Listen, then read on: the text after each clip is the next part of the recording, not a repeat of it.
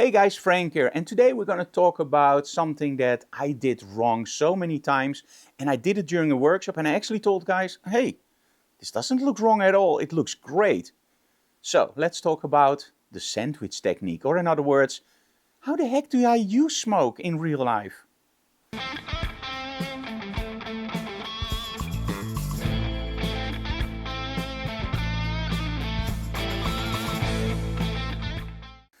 Using smoke in the studio is great. It's a mood maker, it's a reflector, it's a diffuser. If you have a lot of stuff in your studio that you don't want to see, just pump smoke in it.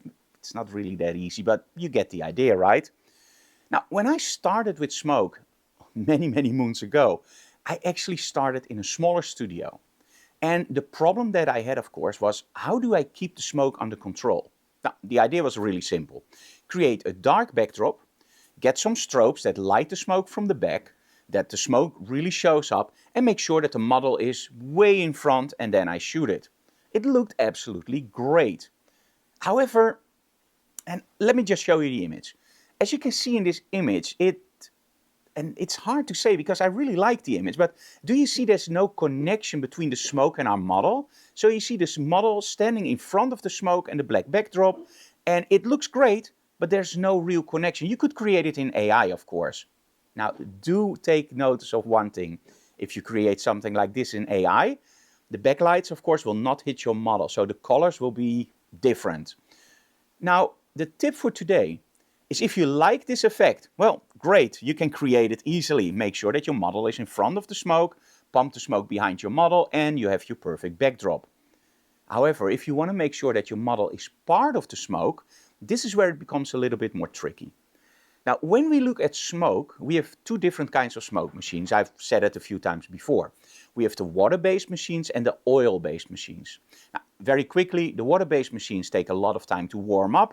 They work great and they're pretty safe for your strobes. The oil-based machines warm up almost immediately, but I wouldn't want anything of that smoke going through my strobes. So in our studio, we often use the handheld machines. Those are oil-based because they're very local.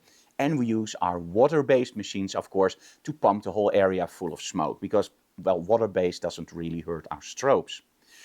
The problem, however, is that smoke will rise up unless, of course, smoke is really cold, like, for example, cold ice. Then it will stay on the bottom. So how do we create something where we have a lot of smoke behind our model and just a little bit in front because we don't want everything filled up with smoke? This is where the choice of your smoke fluid becomes really interesting. You can get different kinds of smoke. You can get, for example, a haze, which is very light, or you can get very thick plumes. Now in our studio we use something in the middle. So that means that the smoke will be nice and structured, but it will also rise a little bit slower than the haze. And this is the trick. Get two smoke machines. Don't buy them from a photography store, just buy them from a local music store because those are often better and a lot cheaper. Or better, I don't really know if they're better, but it saves you a lot of money. Now, if you have two machines, you can do the following thing. First, pump the back full with smoke, make sure that it's nice and fluffy, and now you take the second machine and you just give a few puffs in front of your model. Do make sure that those water-based machines, although you're not hitting the bottom, sometimes still emit smoke. So make sure that when you're done and everything is nice, that you turn the machines away from the set because you don't want something, oh, this looks great. You take the shot and then there's one puff of smoke coming in and you go like, that looks terrible. Of course, you can take it out in Photoshop, but let's try to get it as close as possible on the set. So make sure that you have your model nice in the middle, smoke in the back, let that smoke rise up so you get a nice filled backdrop with smoke, and then just use a few puffs in the front to make sure that your model is connecting with the smoke. Let's take a look at the behind the scenes video so you can see the setup and the final results.